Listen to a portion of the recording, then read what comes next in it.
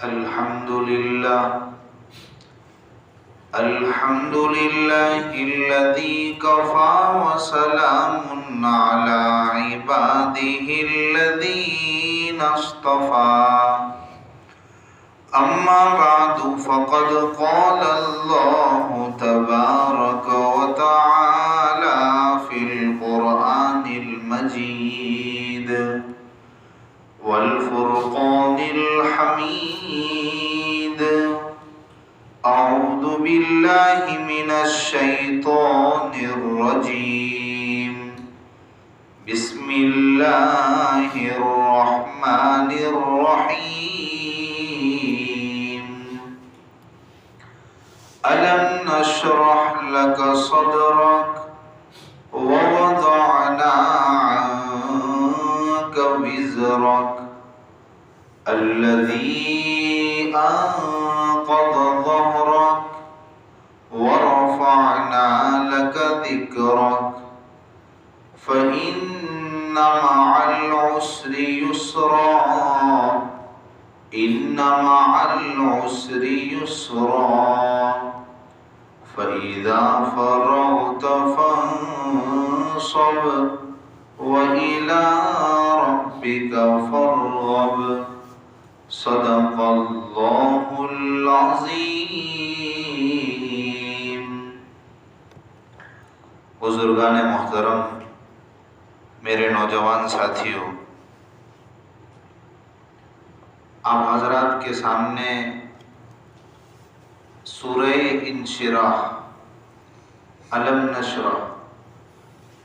اس سورت کی تلاوت کی گئی۔ اس سورت میں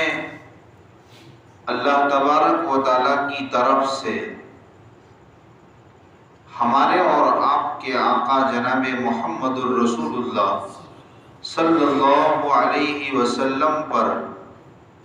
3 خصوصی انعام کیے گئے ہیں، اس کا تذکرہ ہے۔ پہلا انعام ہے شرح صدر، دوسرا انعام ہے وضع وزر، اور تیسرا انعام ہے رفع ذکر۔ ہم اس کو تفصیل سے سمجھیں گے، لیکن پہلے ترجمہ سن لیں۔ اللہ تبارک و تعالیٰ قرآن کریم میں فرماتا ہے الم نشرح لک صدرک، کیا ہم نے آپ کی خاطر آپ کے سینے کو کشادہ نہیں کیا؟ وَوَضَعْنَا عَنْكَ وِزْرَكَ الَّذِي أَنْقَضَ ظَهْرَكَ، اور ہم نے آپ سے آپ کا وہ بوجھ نہیں اٹھا دیا جس نے آپ کی پیٹھ کو، جس نے آپ کی کمر کو توڑ رکھا تھا، جس نے آپ کی پیٹھ کو دوہری کر رکھی تھی۔ وَرَفَعْنَا لَكَ ذِكْرَكَ، اور ہم نے آپ کا ذکر آپ کے لیے بلند کر دیا۔ فَإِنَّ مَعَ الْعُسْرِ يُسْرًا، یقیناً تنگی کے ساتھ آسانیاں آتی ہیں۔ إِنَّ مَعَ الْعُسْرِ يُسْرًا، یقیناً تنگی کے بعد تنگی کے ساتھ ساتھ آسانیاں بھی آتی ہیں۔ فَإِذَا فَرَغْتَ فَانْصَبْ وَإِلَىٰ رَبِّكَ فَارْغَب، پس جب آپ فارغ ہو جاوے تو خوب محنت کیجئے اور اپنے رب کی طرف راغب ہو جائیے، مائل ہو جائیے۔ بزرگوں اور بھائیوں،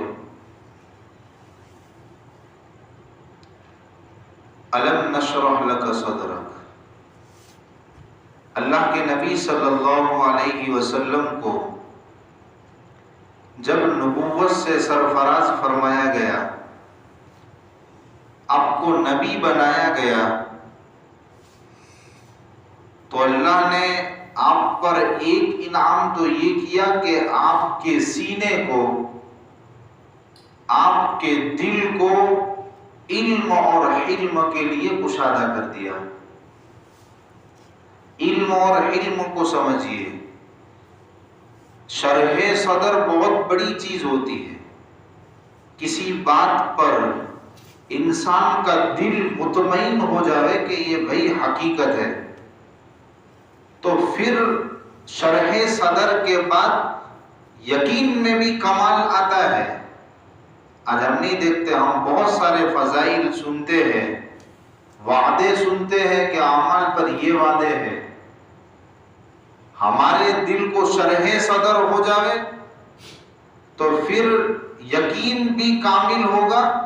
اخلاص بھی آئے گا اور استقامت بھی آئے گی۔ شرح صدر کا یہ فائدہ ہوتا ہے۔ تو اللہ تبارک و تعالیٰ نے آپ صلی اللہ علیہ وسلم سے چونکہ بہت بڑا کام لینا تھا، پوری انسانیت میں آپ کو تبلیغ کرنی تھی، پورے کائنات کے نبی آپ بنا کر بھیجے گئے ہیں، آپ کو منصب رسالت اور فرائض رسالت کو بجا لانا تھا، اس لیے اللہ نے آپ کے سینے کو کھولا، آپ کے سینے کو کشادہ کیا اور آپ کے دل میں علوم و معارف کا سمندر رکھ دیا، اور جو وحی کے علوم تھے وہ آپ کے سینے کے اندر رکھ دیے، اور ایک حلم بھی آپ کے سینے میں رکھ دیا۔ حلم بولتے ہیں کہ جب انسان حق بات لے کر اٹھتا ہے اور احکام کی تبلیغ کرتا ہے اور مستقل دین کی تبلیغ کرتا ہے تو ظاہر سی بات ہے پریشانیاں، کٹھنائیاں، مخالفین کی طرف سے عداوتیں ہونا ظاہری بات ہے۔ تو اس کے لیے حلم چاہیے، چاہے کیسی بھی مصیبتیں مخالفین کی جانب سے آ جائیں، حق کو ختم کرنے کے لیے، باطل کو اجاگر کرنے کے لیے، تو یہ مصیبتیں ان کو روڑا نہ بنے، رکاوٹ نہ بنے۔ تو اللہ کے نبی کے سینے میں حلم کو ڈال دیا، حلم کو بھر دیا کہ مخالفین کی جانب سے خوب عداوتیں آئی، خوب دشمنی آئی، لیکن اللہ کے نبی اپنے مشن سے پیچھے نہیں ہٹے، لگاتار احکام کی تبلیغ کرتے رہے، امت تک علم کی روشنی پھیلاتے رہے، تعلیم سے لوگوں کو آراستہ کرتے رہے۔ تو یہ اللہ نے دو چیزیں آپ کے سینے میں، علوم و معارف کا سمندر، وحی کا علوم، وحی کے علوم آپ کے سینے میں مرکوز کر دیے، شرح صدر کر دیا، اور علم کی دولت سے آپ کو مالا مال کر دیا۔ پھر آگے اللہ نے فرمایا وَوَضَعْنَا عَنْكَ وِزْرَكَ الَّذِي أَنْقَضَ ظَهْرَكَ۔ دوسرا خصوصی انعام اللہ کے نبی پر اللہ تبارک و تعالیٰ نے یہ کیا کہ آپ سے آپ کا وہ بوجھ ہٹا دیا جس نے آپ کی پیٹھ کو دوہرا کر رکھا تھا، آپ کی کمر توڑ دی تھی۔ کیا وہ بوجھ تھا؟ وزر کی مختلف تفسیریں بیان کی گئی ہے۔ ایک تفسیر یہ ہے کہ آپ صلی اللہ علیہ وسلم کو جو نبوت ملی ہے وہ 15 سال پہلے آپ کی شادی ہو گئی تھی، 25 سال کی عمر میں آپ کا نکاح ہوا تھا، اس کے 15 سال کے بعد آپ کو نبوت ملی، نبی بنایا گیا، اور امت تک تعلیم پہنچانے پر، منصب رسالت کو بجا لانے کے لیے آپ کو مامور کیا گیا۔ لیکن 15 سال کے عرصے میں آپ کی اولاد بھی تو تھی، تو اہل و عیال کے بوجھ نے آپ کی کمر توڑ رکھی تھی۔ ایک تفسیر یہ ہے، آپ کے صاحبزادے تو انتقال فرما چکے تھے، آپ کی صاحبزادیاں تھی، تو اللہ نے آپ کا اہل و عیال کا بوجھ ختم کر دیا۔ کیسے؟ کہ حضرت خدیجۃ الکبریٰ رضی اللہ تعالی عنہا سے آپ کا نکاح ہوا، اس کے بعد حضرت خدیجۃ الکبریٰ نے اپنی پوری پونجی، اپنا مال و دولت، بہت مالدار تھی وہ، انہوں نے سارا اللہ کے نبی کے حوالے کر دیا۔ اس طرح اللہ کے نبی مالدار ہو گئے اور یہ اہل و عیال کا بوجھ ختم ہو گیا۔ ایک تفسیر یہ ہے، اور دوسری تفسیر یہ ہے کہ مشرکین مکہ کی جانب سے جو بھی تکالیف آپ کو آتی تھی، ظاہر سی بات تھی کہ حق بات کو لے کر اٹھیں گے تو عداوتیں تو ظاہر ہونی ہے، مصیبتوں کا انبار لگنا ہے، لیکن آپ کے اندر اللہ تبارک و تعالیٰ نے وہ برداشت کرنے کی صفت رکھ دی، وہ صلاحیت رکھ دی کہ جس کی بنا پر یہ تکلیفیں، یہ مصیبتیں آپ کا کوئی نقصان نہیں پہنچاتی تھی، آپ کے مشن میں کوئی روڑا نہیں بنتی تھی۔ وَوَضَعْنَا وزرك الذي انقض ظهرك، اور ہم نے آپ سے آپ کا وہ بوجھ ہٹا دیا جس نے آپ کی پیٹھ کو توڑ رکھا تھا، آپ کی کمر توڑ دی تھی۔ ورفعنا لك ذکرک، اور ہم نے آپ کو آپ کا ذکر بلند کر دیا۔ ایک اللہ نے انعام اللہ کے نبی پر سب سے بڑا یہ کیا کہ آپ کا ذکر، آپ کا نام اللہ نے اس قدر بلند کر دیا، رفعت آپ کو عطا فرما دی، آپ کا نام اس قدر اللہ نے روشن کیا کہ جس کی بنیاد پر آپ کا دین عرب و عجم کے اندر پھیلا اور آپ کا نام بھی روشن ہوا، اس طور پر کہ دین تو آپ کا عرب و عجم میں پھیلا ہی، لیکن آپ شریعت کے احکام میں دیکھ لیجئے کہ جہاں جہاں اللہ کا نام پکارا جاتا ہے وہاں وہاں محمد مصطفیٰ صلی اللہ علیہ وسلم کا نام بھی لیا جاتا ہے۔ آپ اذان میں دیکھ لیجئے اللہ کا نام ہے، ساتھ میں محمد کا نام ہے، اشہد ان محمد رسول۔ آپ تشہد میں دیکھ لیجئے، آپ درود پاک میں دیکھ لیجئے، جہاں دیکھو ارے کلمہ، پہلا کلمہ جو توحید اور ایمان کی جڑ ہے، وہاں بھی اللہ کا نام ہے، ساتھ میں محمد مصطفیٰ صلی اللہ علیہ وسلم کا نام ہے۔ تو اللہ نے آپ کو وہ مقام عطا فرمایا، آپ کی شان اور آپ کے مقام کو بلند کر دیا۔ اچھا، میں بیچ میں وزر کی ایک تفسیر کو بیان کرنا بھول گیا کہ وزر کی ایک تفسیر یہ ہے کہ اللہ کے نبی صلی اللہ علیہ وسلم کبھی کبھی حکمت سمجھ کر کوئی کام کر دیتے تھے کہ بھئی اس کام میں یہ حکمت ہے، تو انہوں نے ایک کام کر لیا، پھر بعد میں اندازہ ہوا، اللہ کی طرف سے متنبہ کی گئے کہ بھئی آپ کی جانب سے یہ کام تو خلاف اولا صادر ہوا ہے۔ ایسا نہیں کہ گناہ کا کام تھا، آپ نے بالکل غلط ہی کام کر لیا، کام بجائز بظاہر مباح تھا، جائز تھا، اس میں کوئی ایسی ناجائز والی حرام والی بات نہیں تھی، لیکن خلاف اولا، بہتر نہیں تھا، آپ کی شان کے تھوڑا خلاف تھا، بہتر نہیں تھا۔ تو اللہ کے نبی سے اگر ایسا کام جانے انجانے میں حکمت سمجھ کر صادر ہو گیا، بعد میں متنبہ ہوئے، تو اللہ کے نبی اس قدر مغموم ہوتے، اس قدر غم میں مبتلا ہو جاتے کہ گویا کہ بہت بڑا گناہ کر لیا ہو۔ تو اللہ کے نبی صلی اللہ علیہ وسلم کو یہاں تسلی دی جا رہی ہے، آپ کو یہاں بشارت سنائی جا رہی ہے کہ ہم نے آپ کے اس بوجھ کو ہلکا کر دیا، ختم کر دیا کہ جس نے آپ کی پیٹھ کو توڑ رکھا تھا۔ یعنی یہ کہ ایسے کام اگر آپ سے صادر ہو گئے تو آپ کو اس پر حساب نہیں دینا پڑے گا، آپ کا اس پر مواخذہ نہیں ہوگا، آپ بالکل فری رہیے، نو ٹینشن رہیے، یہ کوئی معمولی کام ہوا ہے، اس سے کوئی گناہ کا کام نہیں تھا، جائز کام تھا۔ تو آپ کو تسلی دی گئی، اس لیے کہ آپ کی شان اتنی اونچی تھی اور آپ اللہ سے اتنے قریب تھے اور اللہ کا قرب اس قدر حاصل کرنا چاہتے تھے کہ کوئی خلاف اولا بھی کام صادر ہو گیا تو آپ بالکل غم میں مبتلا ہو جاتے، گویا کہ گناہ کر لیا ہو۔ تو یہاں اللہ کے نبی کو بشارت سنائی دی جا رہی ہے کہ بھئی ایسے کاموں پر آپ سے کوئی حساب نہیں ہوگا۔ وَرَفَعْنَا لَكَ ذِكْرَكَ، اس کی تفسیر آپ نے سنی، اس کے بعد فرما رہے اللہ تبارک و تعالی فَإِنَّ مَعَ الْعُسْرِ يُسْرًا إِنَّ مَعَ الْعُسْرِ يُسْرًا، یقیناً تنگی کے بعد آسانیاں آتی ہے، مصیبت کے بعد راحت آتی ہے، یہ قدرت کا قانون ہے۔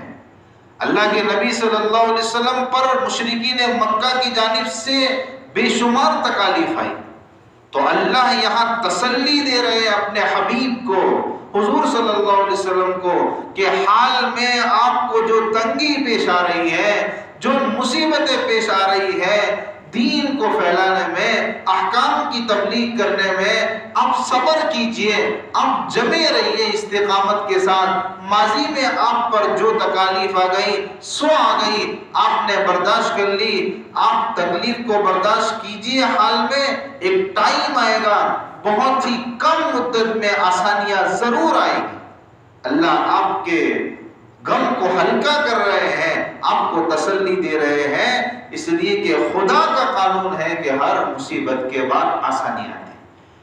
عادت اللہ یہی ہے، لہذا ہمیں بھی کہ ہم حق کام کو کر رہے ہیں، دین کا کام کر رہے ہیں، ہم پر مصیبت کے انبار آئے، ہم صبر سے کام لیں، ہم واویلا نہ مچائیں۔ تھوڑا بہت زمانہ بڑھ گیا، ہماری وہ مصیبت ٹلی نہیں، ہم واویلا شروع کر دیتے ہیں، ہم شور مچانا شروع کر دیتے ہیں کہ ہائے میرے پر مصیبت کیوں آتی ہے، میں نے اللہ کا کیا بگاڑا ہے، میرے پر ہی حالات کیوں آتے ہیں۔ ایسے کلمات ہماری زبان سے نکلنا شروع ہو جاتے ہیں۔ ایسا نہیں ہونا چاہیے۔ آپ حق کام کریں گے، آپ پر مصیبتیں آئیں گی، آپ سچائی کے کام کو لے کر اٹھیں گے، آپ پر حالات آئیں گے۔ آپ تھوڑا ٹائم گزر جائے، امتداد زمانہ کیوں نہ ہو جائے، آپ صبر کیجئے، مصیبت پر صبر کیجئے، سختی پر صبر کیجئے۔ یقیناً اللہ کا قانون ہے، قرآن کی آیت بتاتی ہے ایک مصیبت کے بعد خوب آسانیاں آتی ہیں۔ اللہ کے نبی صلی اللہ علیہ وسلم پر جو حالات آئے تھے، اس کے بعد آسانیاں بہت آئیں، ہر مصیبت کے بدلے میں خوب آسانیاں آئیں اور یقیناً آئی، اور اللہ کے نبی نے وہ دیکھی۔ لہذا ہم بھی اپنی مصیبتوں پر صبر کریں۔ اور اللہ نے دو مرتبہ تاکید سے کہا کہ مصیبت کے بعد آسانیاں ہیں، مصیبت کے بعد آسانیاں ہیں۔ فَإِذَا فَرَغْتَ فَانصَبْ وَإِلَىٰ رَبِّكَ فَارْغَب۔ اللہ کے نبی کو ہدایت دی جا رہی ہے کہ جب آپ احکام کی تبلیغ کر چکے، آپ رسالت کا فریضہ انجام دے چکنے کے بعد، امت تک علم کی روشنی پہنچا دینے کے بعد اور مخلوق کی خدمت کر چکنے کے بعد، خدمت خلق کے بعد کچھ وقت جب آپ اس سے فارغ ہو جاوے تو اب آپ اللہ کے سامنے حاضر ہو جائیے اور کچھ ذکر و اذکار کے اندر مبتلا ہو جائیے، کیونکہ آپ نے بہت سارا اوقات، بہت سارا ٹائم، اور یہ بھی آپ کی ذمہ داری میں آتا ہے، احکام کی تبلیغ، تعلیم، یہ سب کچھ آپ نے کیا، وہ تو مخلوق کے واسطے سے کیا، خالق اور آپ کے درمیان میں مخلوق کا واسطہ تھا، لیکن اب آپ برائے راستہ کچھ ایسی عبادت میں مصروف ہو جائیے کہ جس میں مخلوق کا واسطہ نہ ہو، آپ ہو اور آپ کا اللہ ہو، ایسے ذکر کیجئے، ایسی عبادت کے اندر مصروف ہو جائیے۔ اللہ یہ فرما رہے ہیں، آیت کریمہ سنیں، فَإِذَا فَرَغْتَ فَانصَبْ۔ جب آپ فارغ ہو جائیں، کس سے فارغ ہو جائیں؟ احکام کی تبلیغ سے فارغ ہو جائیں، منصب رسالت کا جو کام ہے اس سے فارغ ہو جائے تو خوب محنت کیجئے، خوب محنت کیجئے، کس میں؟ آپ کے رب کی طرف مائل ہو جائیے، ذکر و اذکار میں خالص ایسی عبادتیں کہ جو ہم نے اللہ کے لیے خالص کر رکھی ہو، عبادت خاصہ، اس میں مصروف ہو جائیے۔ اس سے علماء جو دین کا کام کر رہے ہیں، تعلیم دے رہے ہیں نوجوانوں کو، بچوں کو، اسی طرح مبلغین حضرات جو دعوت و تبلیغ کا کام کر رہے ہیں، ان کے لیے بہت بڑا میسج ہے کہ اس کام پر خالص اکتفا مت کیجئے، اس لیے کہ مخلوق کے ساتھ ملنے جلنے میں انسان کے قلب پر ایک طرح کا میل آ جاتا ہے، تو راتوں میں ایک ایسا وقت ہمارا متعین ہونا چاہیے یا کچھ ایسی عبادتیں ہماری خالص ہونی چاہیے، ذکر و اذکار پابندی کے ساتھ جس کو ہم کرنے والے ہوں، کہ جس سے ہمارے دل کی صفائی ہو، اللہ کا قرب نصیب ہو۔ حضرت مولانا الیاس صاحب رحمۃ اللہ علیہ بانی تبلیغ ہے، جنہوں نے اس کام کی بنیاد ڈالی ہے، ان کے بارے میں آتا ہے، تفسیر کی کتابوں میں لکھا ہے، ہمارے استاد مفتی سعید صاحب پالن پوری رحمۃ اللہ علیہ، ان کی تفسیر کی کتاب ہے، اس میں لکھا ہے کہ حضرت مولانا الیاس صاحب رحمۃ اللہ علیہ جب میوات چلے میں جاتے، اپنا چلہ پورا کر کے جب بنگلہ والی مسجد مرکز نظام الدین میں آتے تو 3 دن کا اعتکاف کرتے۔ لوگوں نے پوچھا بھئی اعتکاف کی کیا وجہ ہے؟ تو کہا کہ جو دل میں میل کچیل جمع ہو گیا ہے تو اس کی صفائی کے لیے اعتکاف میں بیٹھتا ہوں، اس لیے کہ آپ جب احکام کی تبلیغ کے لیے جاؤں گے، امت میں چلو پھرو گے تو مختلف مزاج کے لوگوں سے ملو گے تو ظاہر سی بات ہے کہ اس کے اثرات آپ کے دل میں آئیں گے.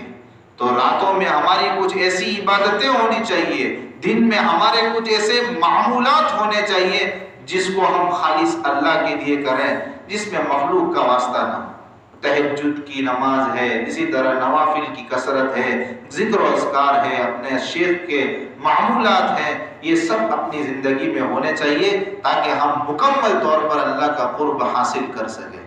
آج کی سورت کا یہی پیغام ہے کہ مصیبت پر صبر کرنا ہے، امتداد زمانہ ہو جاوے واویلا نہیں مچانا، اللہ سے آسانی کی امید لگائے رکھنا ہے. جس طرح اس صورت میں اللہ کے نبی صلی اللہ علیہ وسلم پر جیسے روحانی شرح صدر ہوا، روحانی راحت آپ کو ملی، پھر آپ کو دنیاوی راحت بھی ملی مصیبتوں کے بعد، اس طرح ہم بھی مصیبتوں پر صبر کریں اور راحتوں کی اللہ کی جانب سے امید رکھیں. ایک بات اور آپ کو بتاتا چلو، بہت فائدے کی ہے، آپ کے علم میں انشاءاللہ اضافہ ہوگا. اللہ نے فرمایا فنصب، جب آپ فارغ ہو جاؤ تو آپ تھکو، محنت کرو. فنصب کے معنی میں تھکنا ہے، مطلب یہ کہ جو ہم عبادتیں کریں گے وہ عبادتیں اس قدر ہونی چاہیے کہ ہمیں تھکاوٹ کا احساس ہو، ہمیں تعب کا احساس ہو. ایسا نہ ہو کہ جب من مرضی ہوئی، جب دل نے چاہا تو تہجد بھی پڑھ لی، 12 رکعتیں پڑھ لی، 14 رکعتیں پڑھ لی، جب دل چاہا تو فرائض کو بڑے اہتمام کے ساتھ ادا کر لیا، لیکن جب کبھی زور آیا، دل پر بوجھ پڑا تو چلو آج نہیں پڑھنی، رہنے دو. فنصب یعنی یہ اتنی عبادت کرو کہ تم تھکو، تھکاوٹ کا احساس ہو، اللہ سے اس قدر لو لگاؤ کہ پھر اللہ ہی کے ہو جاؤ. کوئی گھڑی ہماری ایسی نہ گزرے جو اللہ کی یاد میں نہ ہو، اس لیے کہ آخرت میں سب سے زیادہ قلق اور افسوس اس بات پر ہوگا جو ہم نے جو گھڑی اللہ کی یاد کے بغیر گزاری ہوگی. اس لیے ہمیں خوب عبادت کرنا ہے، تھکنا ہے. اب میں آپ کو ایک بات یہ بھی بتا دوں، تھکنے کا یہ مطلب نہیں کہ آج سے آپ رات میں تہجد کی نماز شروع کر دو، 12 14 رکعت نوافل کی اس قدر کثرت کرنے لگو کہ 5 دن کے بعد پھر کہو کہ بھئی ہم سے نہیں ہو پائے گا. 2 رکعت پڑھو، 4 رکعت پڑھو، معمولی وظائف جو ہم روزانہ پڑھے کم ہو، مقدار میں کم ہو چل، لیکن ریگولر ہو، پابندی کے ساتھ ہو، مداومت کے ساتھ ہو. اس لیے کہ یہ بھی تو ایک تھکنا ہے. کوئی چھوٹے سے چھوٹا عمل خیر آپ پابندی کے ساتھ کر رہے ہو، 5 سال سے 10 سال سے مہینوں سے آپ کا وہ عمل چھوٹا نہیں ہے، ترک نہیں ہوا ہے، تو وہ بھی تو ایک تھکنا ہے، وہ بھی تو ایک تعب ہے. لہذا عبادتوں میں اضافہ کیجئے، خالص عبادتیں، خاص عبادتیں، جس سے ہمارا دل روحانی بنے، نورانی بنے، اس کو بھی اپنی زندگی میں لائیے. خالص احکام کی تبلیغ پر، اسی طرح تعلیم پر اکتفا مت کیجیے، بلکہ اپنے نفس کے تزکیے پر بھی دھیان دیجیے. اللہ تبارک و تعالی ہم سب کو اس سورت کا جو پیغام ہے اس کے مطابق اپنی زندگی گزارنے والا بنا. صدق اللہ علیہ وسلم.